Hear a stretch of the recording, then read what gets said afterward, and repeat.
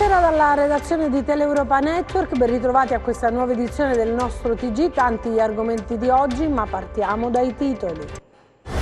Emergenza rifiuti nella nostra regione, in molte aree è visibile lo spettacolo indecoroso di vere e proprie montagne di spazzatura adagiate ai bordi delle strade. A Cosenza il presidente del Lato dice bisogna intervenire al più presto.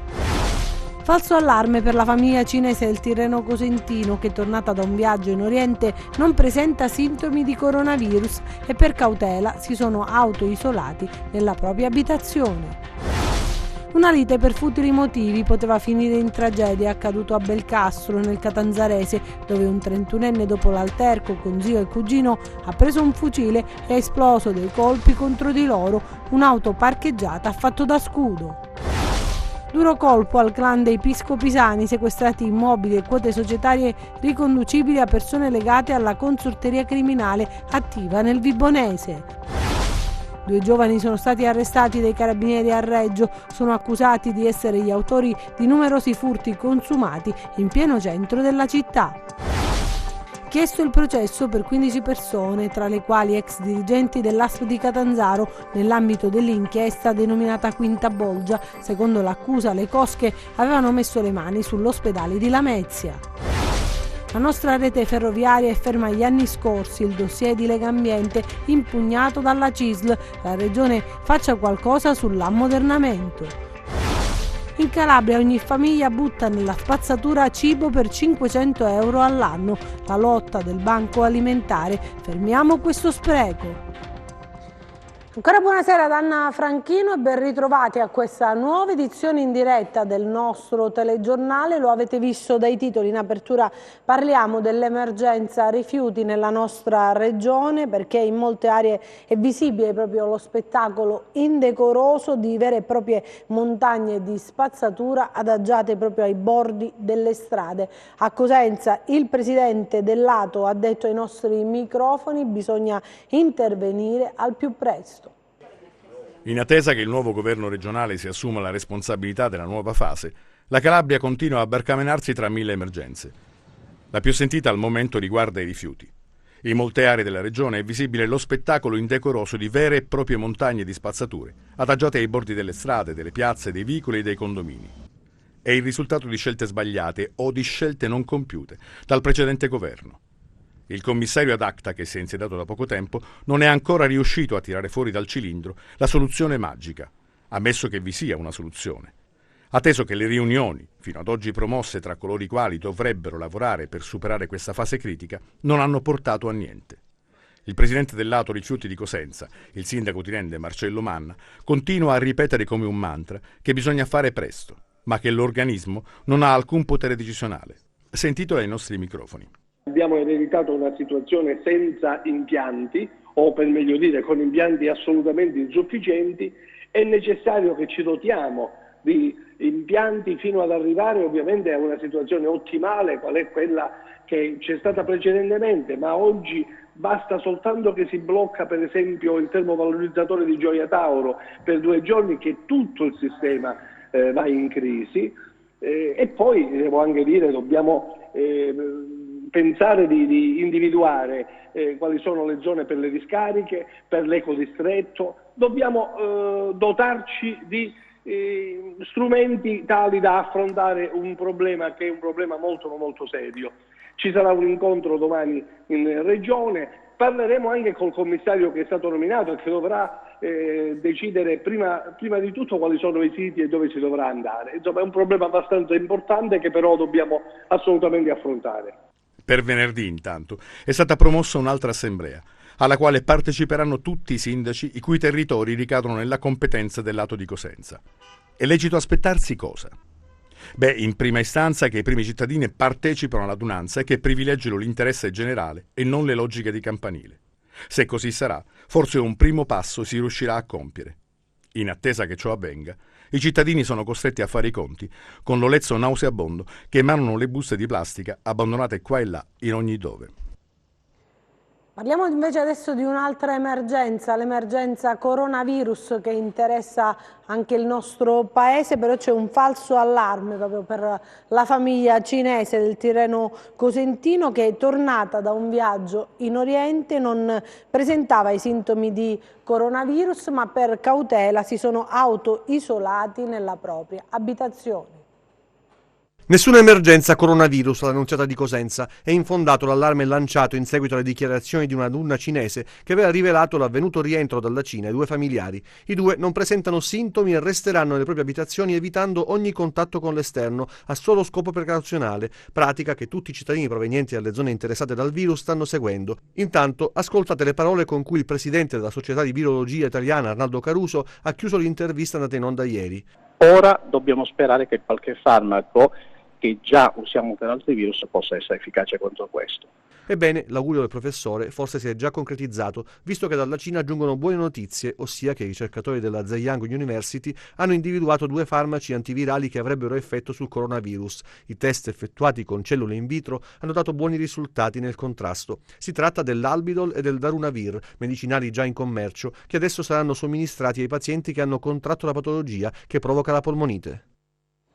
E c'è un accordo anche del ministro Speranza proprio per combattere le fake news che riguardano il coronavirus, ma cambiamo argomento, parliamo di cronaca perché c'è stata una lite per futili motivi che poteva finire in tragedia, accaduto proprio a Belcastro nel Catanzarese, dove un 31enne dopo l'alterco con lo zio e il cugino ha preso un fucile, esploso dei colpi contro di loro e per fortuna ha colpito un'auto parcheggiata che ha fatto da scudo. Vediamo.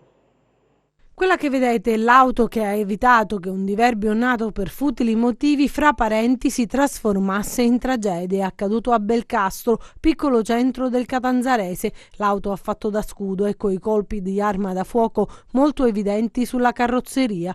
Il fatto risalirebbe alla serata di ieri, protagonisti nipote, zio e cugino che dopo un alterco sono venuti alle mani nella piazzetta del paese. Poi, secondo quanto ricostruito dagli investigatori, il nipote a bordo della sua auto si sarebbe allontanato dal luogo della discussione per poi tornare dopo alcuni minuti imbracciando un fucile caricato a pallettoni e facendo fuoco all'indirizzo dei familiari. Lo zio e il cugino sono riusciti però a ripararsi dietro un'autovettura che era parcheggiata nelle immediate vicinanze.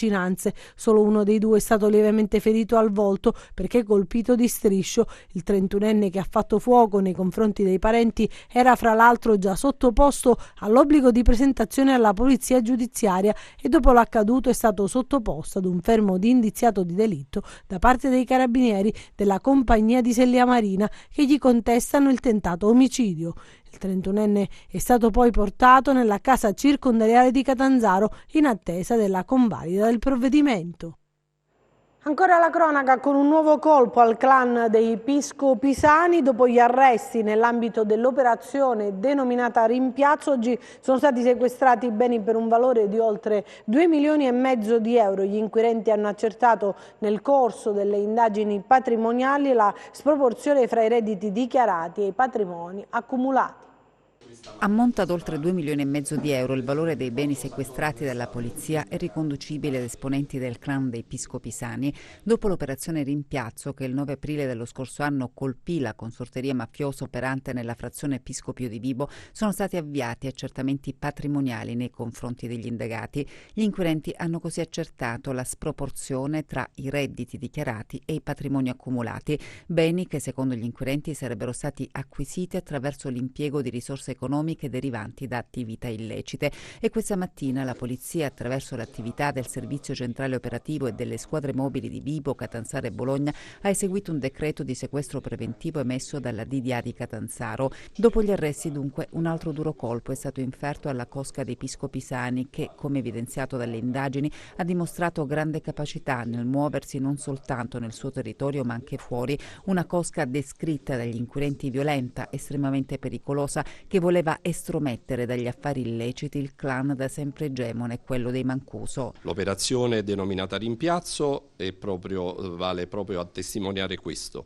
Il clan era il gruppo criminale individuato, era assolutamente proiettato a cercare di espandersi sempre più sul territorio vibonese e non solo. Oggi dunque è stato colpito il potere economico del clan. Tra i beni sequestrati anche il locale Mamma non vuole situato a Vibo e l'intero patrimonio aziendale del panificio San Pio di Ionadi. Il crimine, dicevo prima, non paga. Quindi le attività di indagine hanno dato la stura a quello che noi riteniamo delle appropriazioni illecite di patrimoni, quote di società, appartamenti, beni mobili, locali pubblici, soprattutto esistenti nella provincia di Vibo, che riteniamo essere stati acquisiti dal provento illecito delle attività. Da Vibo a Reggio Calabria, dove 2 giovani sono stati arrestati dai carabinieri perché sono accusati di essere gli autori di numerosi furti consumati in pieno centro città. 2 giovani, Cristian Mittica e Salvatore Caponetto, rispettivamente di 21 e 23 anni, sono stati arrestati nei giorni scorsi dai carabinieri della stazione principale della compagnia di Reggio Calabria. All'arresto dei 2 si è arrivati dopo mesi di indagine che ha consentito di individuare in Mittica e Caponetto gli autori di alcuni episodi di furto, rapina aggravata e lesioni personali. Il primo episodio risale al 10 giugno scorso. Mittica, in auto con Caponetto, avvistava un gruppo di giovani e, fingendo di essere interessato a cedere marijuana, repentinamente si impossessava dello smartphone di uno dei ragazzi e fuggiva. Il secondo episodio è avvenuto il 22 agosto scorso. I 2 arrestati, brandendo un'asta di ferro, intimavano a 2 ragazzi di consegnare denaro e cellulari. Il colpo non andava a buon termine per la resistenza delle persone offese, resistenza da cui scaturiva una violenta colluttazione, conclusasi con lesioni riportate dalle 2 vittime della tentata rapina. Caponetto, inoltre, accusato di uno scippo ai danni di una signora nel tentativo di impossessarsi della borsa della donna. Con la complicità di un altro malvivente non ancora identificato, la scaraventava a terra trascinandola per alcuni metri. In questi mesi, attraverso testimonianze precise, i carabinieri sono arrivati ad identificare i 2 giovani che, dopo l'arresto, sono stati trasferiti nel carcere di Arghilà. Adesso torniamo sull'inchiesta Quinta Bolgia. È stato chiesto il processo per 15 persone, fra le quali ex dirigenti dell'ASP di Catanzaro. Secondo le accuse, le cosche avevano messo le mani sull'ospedale di Lamezia Terme. La Procura di Catanzaro ha chiesto il rinvio a giudizio per gli ex dirigenti dell'azienda sanitaria provinciale di Catanzaro nell'ambito dell'inchiesta Quinta Bolgia, scattata il 12 novembre del 2018. L'udienza preliminare è stata fissata per il prossimo 13 marzo. Tra gli indagati anche l'ex parlamentare Pino Galati, la cui posizione è stata stralciata. Secondo l'accusa, la cosca Iannazzo Cannizzaro da Ponte avrebbe messo le mani sulla gestione dell'ospedale di Lamezia Terme Giovanni Paolo II, controllando i servizi di onoranze funebri, la fornitura di ambulanze, materiale sanitario e il trasporto di sangue. A rischiare il processo sono l'ex direttore generale dell'ASP Giuseppe Perri, l'ex direttore amministrativo Giuseppe Pugliese, l'ex direttore del servizio 118 dell'ASP di Catanzaro Eliseo Ciccone, l'ex consigliere comunale di Lamezia Terme Luigi Muraca, altri soggetti e società.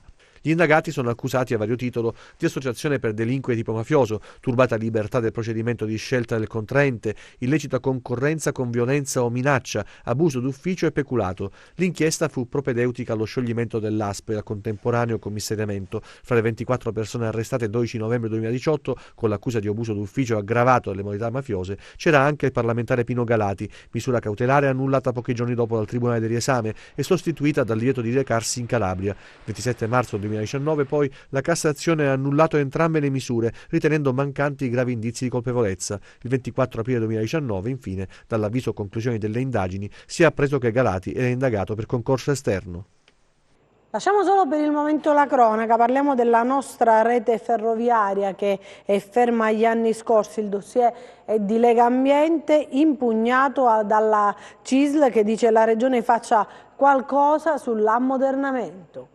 Sono una bocciatura per il sistema di trasporto ferroviario calabrese nel rapporto Pendolaria 2019 di Legambiente, binari in pessimo stato, una condizione che la CISL Calabria definisce di arretratezza. Pagano tariffe altissime i calabresi per muoversi con una qualità del servizio che è pessimo.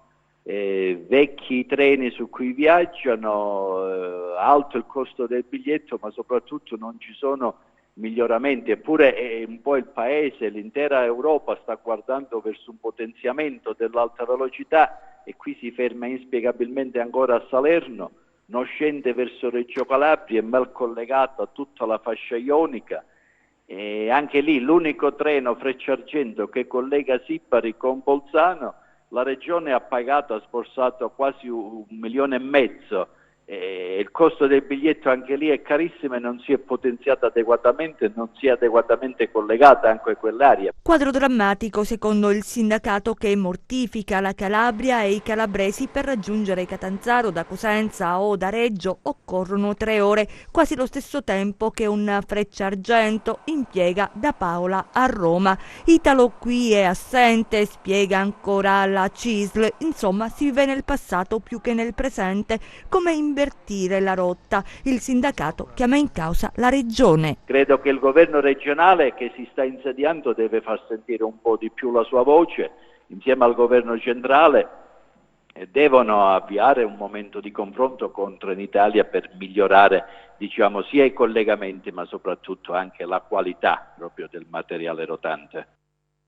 Torniamo alla cronaca perché c'è una notizia che arriva da Vibo Valentia, dove la polizia penitenziaria ha rinvenuto un microtelefono cellulare abilmente occultato negli orifizi intimi da un detenuto di origini campana del circuito ad alta sicurezza del carcere di Vibo Valentia. Lo riferisce una nota del segretario generale dell'UILPA, Polizia Penitenziaria della Calabria, Salvatore Paradiso, che dice pure è solo grazie alla perspicacia delle donne e degli uomini del corpo che si riescono a garantire nelle carceri della regione i richiesti livelli di sicurezza, anche per non mandare in fumo tutte le importanti operazioni condotte dalle varie direzioni distrettuali antimafia, prime fra tutti quella di Catanzaro. Adesso altre storie, altre notizie nei nostri 100 secondi di cronaca.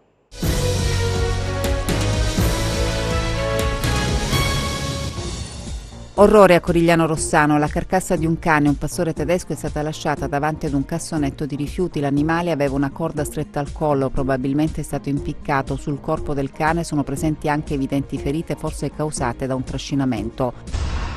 Il Tribunale di Cosenza ha disposto il dissequestro dell'azienda che si occupa di allevamento di suini situati a Celico, restituendo ai titolari della stessa l'uso dei beni a cui erano stati apposti sigilli nel marzo del 2019. Secondo le accuse, le deiezioni degli animali sarebbero state sversate nel suolo senza controlli, ma dalle analisi dell'ARPAC è emerso che il sito non era contaminato e dunque non era necessaria la bonifica.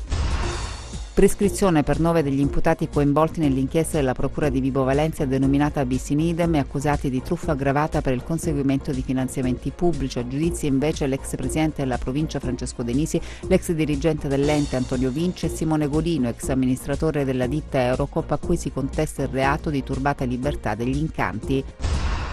Smaltiva le acque di vegetazione prodotte da un opificio all'interno di un invaso da lui realizzato. Per questo il proprietario di un impianto di Scalaceli è stato deferito all'autorità giudiziaria per violazione alla normativa ambientale. L'invaso, posto poi sotto sequestro, è stato scoperto dai militari della stazione Carabinieri Forestali di Rossano. I carabinieri della compagnia di Corigliano Calabro hanno arrestato un uomo di 39 anni per detenzione di sostanze stupefacenti. È stato fermato con la sua macchina mentre trasportava 2 kg di marijuana. È stata dimessa dal reparto di malattie infettive degli ospedali riuniti di Reggio Calabria la 36enne di Tauranova, residente a Roma, che era stata ricoverata alla fine del mese scorso per un sospetto di infezione da coronavirus. Le condizioni cliniche della donna, che ha trascorso un periodo in isolamento, sono progressivamente migliorate fino a permetterne il rientro a casa.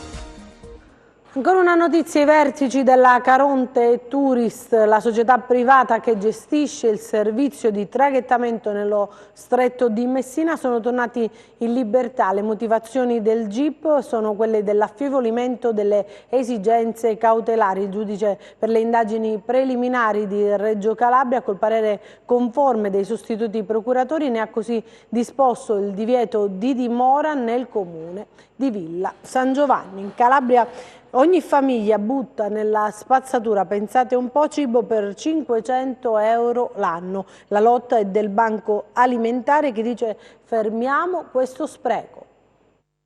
Intanto troppo cibo finisce nella spazzatura in Calabria. La stima del Codacons riferita al 2017 segnalava un dato allarmante, cioè ogni famiglia nella nostra regione ogni anno butta letteralmente tra rifiuti 500 euro di alimenti. Lo spreco si acuisce durante le feste. A Natale, ad esempio, circa 25 euro di frutta, pasta, dolce, pane e bevande finisce nel bidone dell'umido. Combattere le cattive abitudini, educare ad una spesa consapevole è lo scopo della 7ª giornata della prevenzione dello spreco alimentare che si celebra proprio oggi.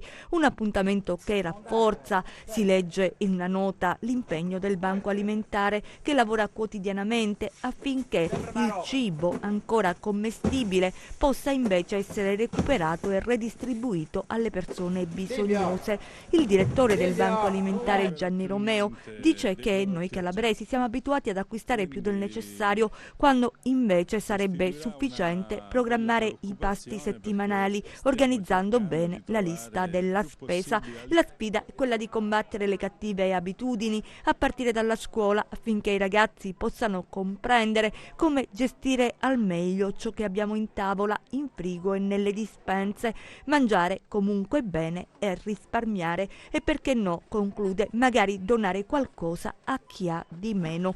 Il banco lavora, si sottolinea infine, per creare quella rete di solidarietà che comprende sempre maggiori aziende in Calabria, al fine di portare sulle tavole di tante famiglie invisibili il pranzo e la cena. Adesso noi parliamo di un argomento un po' più leggero, come di consueto, proprio nella settimana sanremese ci colleghiamo con la nostra troupe che sta seguendo il festival e tutto quello che ci gira intorno. Dopo proprio l'ottimo esordio di ieri in termini di ascolti, adesso prosegue la seconda serata, ma vedo già in collegamento il nostro Giuseppe Greco, che è in compagnia del maestro orafo Michele Affidato, il maestro che quest'anno ha preparato diversi premi per la Casa Sanremo e non solo. Ciao Anna, buonasera a tutti, buonasera a tutto lo studio e ai nostri cari telespettatori. Questa sera un collegamento in diretta dallo studio Ivan Graziani, proprio qui da Casa Sanremo, un po' il nostro regno delle trasmissioni televisive, dove qui si registrano vari format legati all'aspetto sociale, all'aspetto culturale, all'editoria, insomma tanti contenuti, uno più importante dell'altro, tanti calabresi soprattutto in mostra per portare come sempre le loro eccellenze. Anche autori abbiamo avuto calabresi in diversi anni qui a Casa Sanremo. Come dicevi tu, sono in compagnia del maestro Michele Affidato, che adesso ti faccio salutare subito e ti posso ufficializzare, ecco, che è stato consegnato il premio a Fausto Leali, il premio numeri 1 città di Sanremo, e quindi ti lascio parlare direttamente con lui di come è stato e cosa si sono detti, insomma, per questa premiazione. Buonasera a lei e a tutti i telespettatori. Sì, sono già iniziate le prime premiazioni, come diceva Giuseppe. Abbiamo già consegnato il premio numero 1 Città di Sanremo. Questo è un premio che viene realizzato da diversi anni e la Città di Sanremo vuole riconoscere coloro che hanno fatto conoscere il Festival della canzone italiana nel mondo. Negli altri anni abbiamo premiato Tony Renis, Pippo Baudo, Rita Pavone, Iva Zanicchi, perché ecco, questo è un premio che abbiamo realizzato, raffigurato da una palma, il numero 1. Ma i premi più importanti che consegneremo saranno proprio quelli di venerdì e sabato, il premio della critica Mia Martini, questi realizzati in 2 esemplari, che raffigura questo leone con una chiave di violino, questo per simboleggiare con la chiave la musica e con il leone la città di Sanremo, e poi anche 2 premi che abbiamo realizzato per la sala stampa Lucio Dalla, per cui ecco, per me è un grande piacere poter rappresentare e poter mantenere vivo il ricordo di questi 2 grandi artisti, Lucio Dalla e Mia Martini, e poi come calabrese essere a Sanremo e portare, ecco, realizzare un premio per il ricordo di un'altra calabrese, veramente questo mi onora. Rompe i confini regionali. Ci sono altre domande dallo studio? Sì, allora Giuseppe, dicevo la cultura calabrese che rompe i confini regionali, però insomma mi pare che proprio di oggi anche la consegna di un altro premio da parte del maestro orafo per quanto riguarda musica contro le mafie. Musica contro le mafie, sì, è stato eseguito anche sono state eseguite diverse giornate. Abbiamo avuto qui il presidente Gennaro De Rose, che abbiamo avuto anche in collegamento con noi, e poi un'altra consegna, vero maestro? Sì, ecco, per noi è importante ogni anno non vivere solamente il festival sotto un profilo di musica, ma anche sotto un profilo di sociale. Sì, come si diceva, abbiamo già consegnato i premi Musica contro le mafie e abbiamo anche ieri fatto un convegno importante portando proprio, ecco, io sono ambasciatore UNICEF, quindi abbiamo portato proprio come tema sul trentennale dei diritti dell'infanzia, abbiamo portato questo convegno anche a Sanremo. Allora Giuseppe, io chiudo qui il collegamento perché so che insomma siete indaffarati, sono ore concitate queste, quindi insomma buon lavoro e buona continuazione, saluti anche al maestro affidato. Devo essere sincero, Anna, abbiamo terminato per questa serata perché stasera c'è la cena a base di Calabria e quindi adesso con molto piacere lasciamo una buona serata e un buon appetito a chi ancora non ha cenato. Noi lasciamo lo studio, chiudiamo tutto, qui si va in onda con il festival e noi saliamo su a gustarci questa cena a base di Calabria.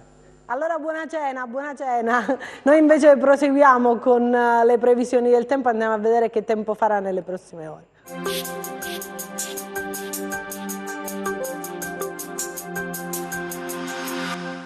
L'azione di blocco di una robusta alta pressione sull'Europa occidentale ha favorito la discesa di aria artico-marittima sin verso il bacino centrale del Mediterraneo, apportando anche sulla Calabria un deciso peggioramento del tempo che è caratterizzato da un abbassamento delle temperature, venti forti da nord e il ritorno della neve sui monti anche a quote basse, sebbene non in grande quantità. Domani, durante la giornata, il cielo andrà schiarendosi, sebbene saranno ancora presenti addensamenti su Vibonese e Regino Tirrenico, che produrranno su queste zone possibili deboli nevicate sino a 400-500 metri, in particolare al mattino. Poi la quota neve è prevista in leggera risalita. Sporadici e deboli episodi nevosi possibili anche su Sila Greca nel pomeriggio. Altrove poco o al più parzialmente nuvoloso, senza fenomeni. Temperature in ulteriore calo con sensazione di freddo acuita dai venti che soffieranno moderati a tratti forti ovunque. Passiamo al comportamento di mari e venti. Domani venti ancora da nord, forti ovunque, localmente di burrasca sullo Ionio al largo. In ogni caso, dal pomeriggio sera tenderanno lentamente a diminuire l'intensità. Di conseguenza i mari, inizialmente agitati quasi ovunque, vedranno gradualmente diminuire il loro moto ondoso durante la giornata. Per ulteriori approfondimenti vi rimando al sito www.meteoincalabria.com e alla nostra pagina Facebook Meteo in Calabria. E anche per noi è tutto, io mi fermo qui, grazie per averci seguito e buon proseguimento con i nostri programmi, arrivederci.